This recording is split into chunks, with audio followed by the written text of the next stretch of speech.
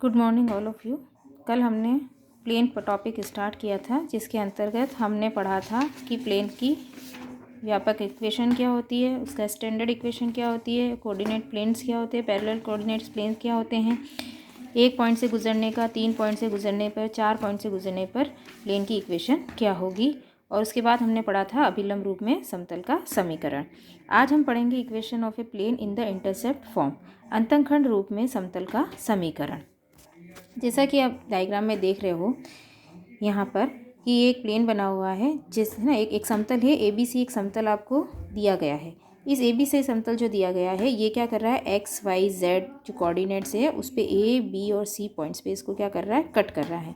जहाँ पे ओ ए हमारे पास ए है, ओ बी हमारे पास बी है और ओ सी हमारे पास सी है। तो अगर इससे है ना, और हम जानते हैं कि प्लेन की इक्वेशन जो होती है उसका जो व्यापक समीकरण होता है, स्टैंडर्ड इक्वेशन होती है, वो क्या होती है, a1x plus b1y plus c1z plus d1 equal to 0। ये हमारी इक्वेशन 1 हो गई। अब हमारे पास अगर हम ये जो प्लेन का जो डायग्राम हम देखते हैं, तो इसके अंतर्गत हमारे पास ए बी सी के निर्देशांक क्या निकल के आ रहे हैं। ए के निर्देशांक हमारे पास क्या आ जाएंगे, ए, और बाकी दोनों कोऑर्डिनेट क्या हो जाएंगे, 0 0।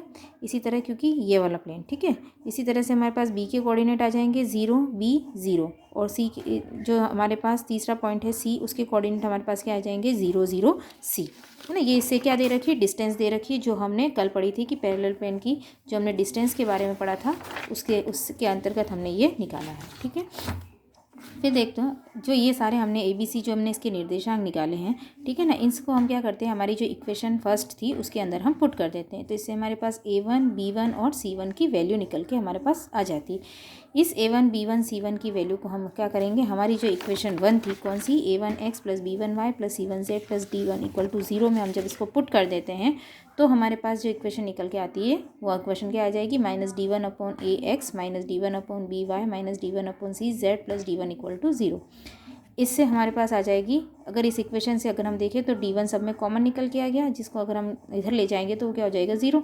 तो बचा क्या, सिर्फ x1 upon a y1 upon b plus z1 upon c equal to 1। Okay, ये हमारी इक्वेशन होती है किसकी, अंतःखंड रूप में प्लेन की इक्वेशन। नेक्स्ट हमारे पास टॉपिक है हमारा कि समतल की व्यापक समीकरण का अभिलंबीय व अंतःखंड रूप में समानयन करना। Reduction of the general equation of a plane to the normal and the intercept form में। नॉर्मल फॉर्म में आपका जो व्यापक समीकरण है समतल का, प्लेन का स्टैंडर्ड इक्वेशन है, वो नॉर्मल फॉर्म में किस तरह से लिखी जाएगी और अंतःखंड रूप में हम उसको किस तरह से लिखेंगे। तो देखो, हम जानते हैं कि नॉर्मल फॉर्म में समतल का समीकरण क्या होता है, जो समतल का समीकरण व्यापक समीकरण हमारे पास क्या होता है, a x plus b y plus c z plus d equal to 0। ये हमारी इक्वेशन 1 हो गई। नॉर्मल फॉर्म में क्या होता है, समीकरण एक का जो अभिलंबी रूप होता है वो क्या होता है, l x plus m y plus n z equal to p. ये इक्वेशन 2 है, क्योंकि जो कि दोनों ही समतल की इक्वेशन है, इसलिए हम इन दोनों को क्या कहते हैं, इनके जो पद हैं इनकी हम क्या करते हैं, तुलना कर देते हैं। तो हमारे पास क्या आएगा, l upon a m upon b minus और equal to n upon c और पी इक्वल टू माइनस का डी। यहाँ एल एम एन क्या है, इस प्लेन की क्या कहलाती है, डायरेक्शंस कोसाइंस कहलाते हैं। अब l upon a equal to m upon b equal to n upon c equal to p upon minus d equal to, हम इसको जब सॉल्व करेंगे तो हमारे पास क्या आएगा, l square plus m square plus n square root फिर a square plus b square plus c square equal to -1 plus minus 1 upon a square plus b square plus c square. इससे हम अगर एल एम, क्योंकि हम जानते हैं कि l square plus m square plus n square equal to की value क्या होती है, 1 होती है। तो इससे हमारे पास एल की वैल्यू निकल के क्या आ जाएगी, प्लस माइनस ए अपॉन, क्योंकि हम इसको इधर से यहाँ से इधर लेके जाएंगे तो हमारे पास एल की वैल्यू क्या आएगी, plus minus A upon this, फिर एम की वैल्यू, इसी तरह एन की वैल्यू निकल के आएगी। इन एल एम एन की वैल्यू को हम क्या करें, इक्वेशन 1 के अंदर पुट करते हैं, तो हमारे पास ये इक्वेशन निकल कर आती है। तो ये इक्वेशन जो है वो इक्वेशन आपकी क्या कहलाती है, अभिलंब रूप में इसका हमने समानयन कर दिया। अब आती है इंटरसेप्ट फॉर्म, अंतःखंड के रूप में। अंतःखंड रूप में देखो, इक्वेशन जो हमारे पास व्यापक समीकरण है वो तो यही है, a x plus b y plus c z equal to minus का डी। अगर इसका हम क्या करें, डिवाइड कर दें इसके अंदर, तो हमारे पास क्या आएगा, x upon minus d upon a plus y minus d upon b plus z upon minus d upon c equal to 1। ये तो हमारी सारी अभी तक की थ्योरी जो हो गई, जो हमने प्लेन के लिए पढ़ा है। अब इसके आधार पर हम कुछ क्वेश्चंस को सॉल्व कर रहे हैं। देखो क्वेश्चन फर्स्ट क्या कह रहा है, find the equation of the plane passing through the following points 1 1 0 1 2 1 and -2 2 और -1। इसको करने के हमारे पास दो तरीके हैं। इन दोनों ही तरीक़ों से मैं इस क्वेश्चन को करके आपको बता रही हूँ। देखो, जो हमने अगर अभी तक पढ़ा है तो हमने ये देखा कि एक पॉइंट से गुजरने वाले समतल का समीकरण हमें पता होता है, क्या होता है, a x minus x one plus b y minus y one plus z c minus c one equal to zero. तो इस आधार पे हमारा जो फर्स्ट पॉइंट दे रखा है, हम इससे क्या करें, वन वन और जीरो, इससे इस प्लेन का जो इक्वेशन है, एक बिंदु से गुजरने वाले प्लेन का जो इक्वेशन होती है उसके अंदर हमने ये वैल्यू को पुट कर दिया। तो क्या आ जाएगा, ए एक्स माइनस वन, ये पॉइंट दे रखा है एक्स वन की जगह, plus b y minus y one क्या दे रखा है, वन, प्लस सी जेड आपके पास दे रखा है, क्या दे रखा है, ज़ीरो दे रखा है, तो जेड माइनस जेड वन की जगह क्या हो गया, ज़ीरो। ठीक है, अब ये जो प्लेन है ये इन दोनों पॉइंट से भी गुजर रहा है, तो ये प्लेन जो है हम क्या करेंगे, इन दोनों पॉइंट से भी इसको गुजारेंगे। तो इसमें वैल्यू आप रखोगे तो यहाँ पे क्या आ जाएगा, वन, यहाँ आ जाएगा, आप जब यहाँ रखोगे क्या आ जाएगा, टू, यहाँ रखोगे आपके पास क्या आ जाएगा, वन। तो इस तरह हमने जब पॉइंट रखी तो हमारे पास एक इक्वेशन निकल के क्या आ गई, ए प्लस जीरो ए, क्योंकि वन माइनस वन जीरो हो गया, तो आपके पास क्या बचा, b plus c equal to zero.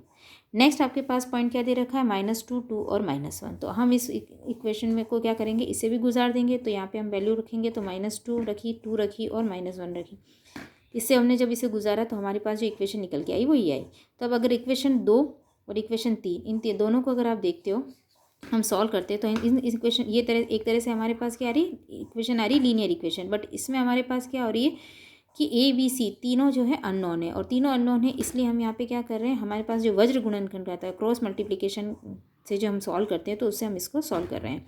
तो हमने क्या किया, ए अपॉन क्या करोगे, जब हम फर्स्ट सेकंड और थर्ड इक्वेशन को जब हम लेते हैं तो ए है ना, ए अपॉन क्या आ जाएगा, ए को जब छोड़ोगे तो बी इधर वाला और इधर वाले को क्रॉस करोगे तो क्या आ जाएगा, माइनस वन और माइनस वन। इसी तरह इक्वल टू क्या आ जाएगा, बी, यहाँ आप क्रॉस करोगे तो क्या आएगा, माइनस का थ्री, और प्लस का इधर करोगे तो क्या आ रहा है, जीरो, क्योंकि सी का जब सी और ये दोनों आपस में कर रहे हैं तो यहाँ पे क्या आ रहा है, जीरो, इक्वल टू क्या हो गया, c upon zero plus three, cross multiplication का। इससे हमारे पास वैल्यू आई, a upon two equal to b upon three equal to c upon minus three equal to k. हमने इसको मान लिया, बराबर क्या है, के। तो इससे हमारे पास क्या निकल गई, ए बी सी की वैल्यू निकल के। इस ए बी सी की वैल्यू को हम क्या करते हैं, इक्वेशन हमारी जो वन है उसके अंदर ए बी और सी जो है यहाँ पे हम इसको पुट कर देंगे। हमारे पास क्या आएगा, two k x minus one, फिर क्या आएगा आपके पास, three k y minus one plus minus का थ्री के और z minus zero equal to zero. तो आपके पास क्या आएगा, टू के एक्स माइनस का two k plus three y k minus का three k minus three k z minus zero equal to zero. इसको सॉल्व कर लिया हमने, के कॉमन निकाल लिया, बाकी जो थी टर्म्स उधर लेके चले गए तो फाइव के हो गया, के हट गया, क्या बचा, two x plus three y minus three z equal to five. ये हमारे पास इक्वेशन आ गई किसकी, उस समतल की इक्वेशन आ गई जो कि तीन पॉइंट से गुजर रहा है। अब इसी इक्वेशन का एक अल्टर मेथड भी अगर आप देखो तो ये क्या है, x minus x one y minus y one z minus z one, x two minus x one y two minus y one z two minus z one, x three minus x one y three minus y one और z three minus z one. आपके पास point सारे दे रखे हैं, x one x two x three, इन सब की वैल्यू को हमने इसके अंदर पुट कर दिया। इसको पुट करने पर हमने सॉल्व किया तो ये एक डिटरमिनेंट बन जाता है हमारे पास में। और इस डिटरमिनेंट को जब हम सॉल्व करते हैं, जिस तरह से डिटरमिनेंट को सॉल्व किया जाता है, तो इस डिटरमिनेंट को सॉल्व करने के बाद हमारे पास पुनः वही इक्वेशन आती है, two x plus three y minus three z equal to five. तो ये हमारे पास उस प्लेन की इक्वेशन आ जाती है जो कि थ्री पॉइंट से होकर जाता है। नेक्स्ट क्वेश्चन देखो, a plane meets the coordinate axis in A B C such that the centroid of the triangle ABC is the point PQR, show that the equation of the plane is। क्या कह रहा है कि एक समतल जो है निर्देशीय अक्षों को कहाँ काट रहा है, बिंदु ए बी और सी पर काटता है। यदि भी त्रिभुज ए बी सी का केंद्रक जो है वो क्या है, पी क्यू आर है, तो सिद्ध करना है कि इस समतल का जो समीकरण है वो क्या होगा, x upon p plus y upon q plus z upon r equal to three. अगर हम देखें कि हमारे पास जो प्रूव करने की चीज़ आ रही है वो समतल के समीकरण किस तरह का है, अंतःखंड रूप में है, ठीक है ना। और जब ये निर्देशीय अक्षों को काट रहा है इसका मतलब हमारे पास ये किस समतल की बात कर रहा है, अंतःखंड रूप में समतल के समीकरण की बात कर रहा है। तो हमने समतल का समीकरण जो है वो लिखा क्या, अंतःखंड रूप में, x upon a plus y upon b plus z upon c equal to one. निर्देशीय अक्षों को बिंदुओं पर मिलती है, क्या क्या कह रहा है ये, निर्देशीय अक्षों को कहाँ बिंदुओं पर मिलती, ए बी सी। हमने अभी पीछे पढ़ा था कि अंतःखंड रूप में कि जब निर्देशीय अक्षों को ए बी सी पॉइंट पे मिलती है तो हमारे पास उसके कोऑर्डिनेट्स क्या निकल के आते हैं, जीरो, ए पॉइंट पे क्या आएंगे, ए जीरो जीरो, उस पर बी पे क्या आएंगे, जीरो बी जीरो, और सी पे क्या आएंगे, जीरो जीरो सी, ठीक है। तो त्रिभुज का केंद्रक हमारा अब हमें दे रखा है इस क्वेश्चन के अंदर कि यदि त्रिभुज का केंद्रक जो है ए बी सी का केंद्रक है वो पी क्यू आर हो, तो हमें ये प्रूफ करना है। तो हम जानते हैं कि केंद्रक जो होता है सेंट्रोइड निकालने का क्या होता है कि एक्स बराबर ए प्लस बी प्लस सी अपॉन क्या होता है, थ्री। तो आपके पास यहाँ पे पॉइंट दे रखे हैं, हमें आपको केंद्रक क्या दे रखा है, पी दे रखा है, केंद्रक के पॉइंट क्या दे रखे हैं, पी क्यू आर। तो पी इक्वल टू क्या हो जाएगा, आपको पॉइंट क्या दे रखे हैं, ये a 0 0 0 b 0 और 0 0 c। तो फल x1 x2 x3 करोगे तो क्या आएगा, a 0 + 0/3। इसी तरह q के लिए क्या होगा, 0 + b + 0/3 और r के लिए क्या आ जाएगा, 0 + 0 + c/3। तो इससे हमारे पास a की वैल्यू, b की वैल्यू और c की वैल्यू आ गई। हमें a b c की वैल्यू चाहिए थी जो हम प्रूव करने के लिए देख रहे हैं, तो हमने इस a b c की वैल्यू को हमने जो इक्वेशन बस थी उसके अंदर पुट कर दिया। उसके अंदर पुट कर रहा है तो हमारे पास ये जो 3 तीनों में कॉमन है उधर मल्टीप्लाई हो जाएगा, तो हमारे पास क्या है, x/p + y/q + z/r = 3। तो ये हमारी वो इक्वेशन है जो कि हमें प्रूव करना था कि कोई भी समतल है जो निर्देशीय अक्षों को अगर इन बिंदुओं पे काट रहा है, केंद्रक दे रखा है, तो आपको जो प्रूव करना था वो ये हो गया। ठीक है, नेक्स्ट देखो, नेक्स्ट क्या कह रहा है कि एंगल बिटवीन टू प्लेन्स, दो प्लेन के मध्य का एंगल निकालना। दो प्लेन के मध्य का जो कोण निकालना जाता है वो क्या किया जाता है, कोई भी दो प्लेन जो दे रखा है उनके जो अभिलंब होते हैं, उन अभिलंब के बीच का जो कोण होता है वही क्या होता है, समतल के बीच का भी कोण होता है। अगर टू प्लेन्स आपको दे रखे हैं, टू प्लेन्स आपको गिवन है, तो जो आपका कोण आएगा वो इस तरह से निकलेगा। तो क्या आता है, जो हम पहले भी पढ़ चुके हैं कि cos थीटा बराबर क्या होता है, +-a1/a1 a2 + b1 b2 + c1 c2 a1 का स्क्वायर + b1 का स्क्वायर + c1 का स्क्वायर अंडर रूट। इसी तरह से अंडर रूट a2 का स्क्वायर + b2 का स्क्वायर + c2 का स्क्वायर। इसी तरह से हम साइन थीटा का भी फॉर्मूला लिखेंगे। ठीक है, अब इसके साथ कुछ कंडीशंस भी है। क्या कंडीशन है कि अगर ये जो दोनों, अगर वो दोनों प्लेन क्या हो, पैरेलल समांतर हो, अगर वो दोनों प्लेन समांतर होंगे तब कंडीशन क्या होगी कि a1/a2 = b1/b2 = c1/c2। और अगर दोनों प्लेन एक दूसरे के परपेंडिकुलर यानी लंबवत होंगे तो कंडीशन क्या रहेगी, a1a2 + b1b2 + c1c2 = 0। ठीक है, अब हम निकाल रहे हैं equation of the plane parallel to a given plane. किसी भी दिए गए समतल के समांतर समतल की समीकरण को ज्ञात करना। कोई भी प्लेन आपको गिवन है, उस प्लेन के पैरेलल प्लेन को आपको निकालना है। हम जानते हैं प्लेन की इक्वेशन क्या होती है, ax + by + cz + d = 0। इसके पैरेलल प्लेन निकालना है तो उसकी वो क्या हो जाएगा, a1x प्लस, बिल्कुल उसके समांतर है तो पॉइंट्स क्या होंगे, a1x + b1y + c1z + d1 = 0। अब चूंकि है तो दोनों प्लेन एक ही प्लेन की बात है, तो हम क्या करें, इन दिन के जो पद हैं इनको क्या करें, हम कंपेयर कर ले। तो a/a1 + b/b1 = c/c1 हमने लैम्डा एक मान लिया। इससे हमारे पास a1 b1 c1 की वैल्यू आ गई। इस a1 b1 c1 की वैल्यू को हमने इक्वेशन नंबर 2 के अंदर पुट कर दिया। तो हमारे पास जो नई इक्वेशन आई वो क्या है, ax + by + cz + λd = 0 और हमने λd को मान लिया एक k, then ax + by + cz + k हो गया। ठीक है, तो इसका मतलब अगर हम यूँ देखें कि कोई भी प्लेन की इक्वेशन अगर आपको दे रखा है तो उसमें एक नया आर्बिट्ररी कांस्टेंट हम मान लें और उस मान के अगर हम इस क्वेश्चन को कर लें तो ये इजी वे में हो सकता है। इस पूरे प्रोसीजर को ना अपना के डायरेक्ट हम उस तरीके से भी इसको कर सकते हैं। तो इसके क्वेश्चन जब हम करेंगे तब देखेंगे। नेक्स्ट आ जाता है equation of a plane through the intersection of two plane. दो समतल के प्रतिच्छेद से गुजरने वाले समतल की समीकरण। दो प्लेन आपको दे रखे हैं, ये दो प्लेन दे रखे हैं, इन अगर ये दोनों प्लेन प्रतिच्छेद कर रहे हैं तो इनकी इक्वेशन क्या होगी, a1x + b1y + c1z + d + a2x + b2y + c2z + d = 0। ठीक है, इस पे बेस देखो question, find the equation of a plane through this points and the perpendicular the plane this. क्या कह रहा है कि एक प्लेन जो है वो इन पॉइंट से गुजर रहा है और जो ये दिया गया प्लेन है इसके क्या है, लंबवत है, ये आपको करना है। तो उसकी इक्वेशन निकालनी उस प्लेन की जो क्या कर रहा है, इन दो पॉइंट से तो गुजर रहा है और ये जो दिया गया प्लेन है इसके क्या है, लंबवत है। तो इसकी आपको क्या निकालनी, उस प्लेन की अपने को इक्वेशन निकालनी। तो हमने ये जानते हैं कि एक पॉइंट से गुजरने वाले प्लेन की इक्वेशन क्या होती है, ax - x1 + by - y1 + cz - z1 = 0।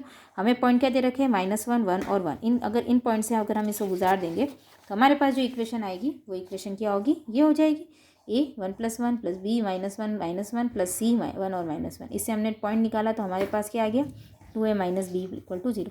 ये प्लेन दूसरे इस प्लेन से भी गुजरता है इसलिए दूसरे वाले पॉइंट से भी गुजार दिया तो हमारे पास ये इक्वेशन आ गई। तो हमारे पास ये दो इक्वेशन आ गई। ये दो इक्वेशन, अब ये कह रहा है कि ये जो प्लेन है ये किसके परपेंडिकुलर है, ये दिया गया जो प्लेन है x + 2y + 2z = 5 के क्या है, परपेंडिकुलर, तो लंबवत होता है। तो अभी हमने कंडीशन पढ़ी थी क्या होती है, a1 a2 + b1 b2 + c1 c2 = 0। तो हमारे पास a1 क्या दे रखा है, आपने अभी निकाला, इसकी वैल्यू कितनी है, 1 है। ठीक है, b, फिर b की वैल्यू जितनी भी दे रखी है, कितनी दे रखी है, 2, और c और कितना दे रखा है, 2 = c2 है ना। b1 और b2 की जो वैल्यू दे रखी है हमने यहाँ पे रख दी। तो इससे हमने इसको सॉल्व किया। ठीक है, अब देखो जो 2 और 3 है 2 और 3 है, इन दोनों को हमने जब कंपेयर किया, वही उसके पदों की तुलना की, तो जिसे क्रॉस मल्टीप्लिकेशन से हम करते हैं, तो हमने इस क्रॉस मल्टीप्लिकेशन से इसको सॉल्व किया। देन हमने इसको क्या मान लिया के, फिर ए बी और सी की वैल्यू आ गई। इस ए बी सी की वैल्यू को हमने इक्वेशन 1 के अंदर पुट कर दिया और हमें पास दिया गया जो समीकरण है, जो हमें ज्ञात करना था समीकरण, ठीक है, वो समीकरण हमारे पास उस प्लेन की इक्वेशन निकल के आ गई है। नेक्स्ट देखो, यदि समतल l x plus m y equal to 0 m z equal to 0 की प्रतिच्छेद रेखा के परितः समतल l x plus m y equal to 0 को अल्फा कोण पर घुमाया जाए तो सिद्ध करिए कि नवीन स्थिति में समतल का समीकरण ये होगा। ठीक है, क्या कह रहा है कि एक समतल, यदि समतल इस और इसकी प्रतिच्छेद रेखा का, तो प्रतिच्छेद अभी हमने पढ़ा है कि दो प्लेन इंटरसेक्ट करते हैं तो उसकी क्या होती है, a1 x plus b1 y plus c1 z plus d1 और प्लस लैम्बडा जो दूसरा प्लेन दे रखा है वो इक्वल टू 0। तो हमारे प्लस प्लेन कौन कौन से दे रखे, l x plus m y equal to 0 और z इक्वल टू 0। ये दोनों क्या कर रहे हैं, प्रतिच्छेद कर रहे हैं, तो क्या आ जाएगा, l x plus m y plus lambda z equal to 0। ये इक्वेशन 1 हो गई। ये ऊपर कह रहा है कि प्रतिच्छेद रेखा के परितः समतल को अल्फा कोण पर घुमाया जाता है। इस प्लेन को अल्फा कोण के अंतर्गत हमने इस प्लेन पर घुमाते हैं, l x plus m y equal to 0 पे। तो हम जानते हैं कि अल्फा कोण दे रखा है, तो हमारे पास कॉस अल्फा आ जाएगा या कॉस थीटा बराबर जो है, तो क्या था, a1 a2 plus b1 b2 plus c1 c2 होते हैं। तो हमारे पास a1 क्या l और जो हमारा a2 है वो भी क्या l, जो आपकी इक्वेशन फर्स्ट दे रखी है और इक्वेशन ये जो दूसरी दे रखी है, इन दोनों से। ठीक है, सेकंड कर लो, इन दोनों से जब हमने किया तो हमारे पास l dot l plus m dot m plus lambda dot 0 upon l square plus m square plus n square का स्क्वायर रूट इस तरह under root l square plus m square. अब हमने इसको सॉल्व किया तो देखो l square plus m square plus lambda square, ठीक है, इस ये और cos square alpha equal to l square plus m square. फिर इसको हमने सॉल्व किया तो क्या हो जाएगा, lambda square cos square alpha, l square plus m square को हम इस साइड लेके 1 माइनस कॉस स्क्वायर एल्फा हो गया, दोनों में से कॉमन निकल गया तो लैम्डा स्क्वायर फिर l square plus m square tan square alpha, इससे हमने क्या निकाला, लैम्डा की वैल्यू निकाली। इस लैम्डा की वैल्यू को आप इक्वेशन 1 के अंदर पुट कर दो। ठीक है, तो हमारे पास आ गया वो इक्वेशन जो आपको फाइंड आउट करनी थी। ठीक है, वो आपको ये जो आपको प्रूफ करने के लिए दिया था ये हमने क्या कर दिया, प्रूफ कर दिया। ओके, तो ये हमारा आज का टॉपिक जो है वो ख़त्म हो गया है। अब हम नेक्स्ट कल पढ़ेंगे। इसमें कुछ भी पूछना हो तो आप लोग मुझे पूछ सकते हो। Okay, bye.